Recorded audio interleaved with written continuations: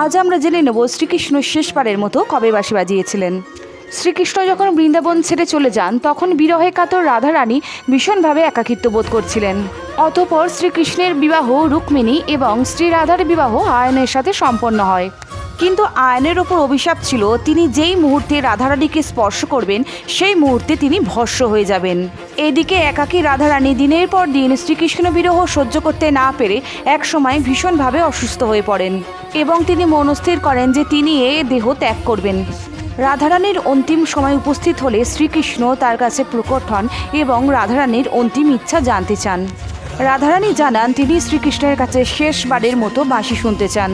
ভগবান কৃষ্ণ তখন সুমধুর সুরে বাঁশি বাজাতে থাকেন এবং একসময়ে রাধারানী নিজ দেহ ত্যাগ করেন। শ্রীকৃষ্ণ সেইবারই শেষবারের মতো বাঁশি বাজিয়েছিলেন, এরপর আর তিনি কখনো বাঁশি ধরেননি। সবাই মিলে কমেন্ট করুন রাধে রাধে।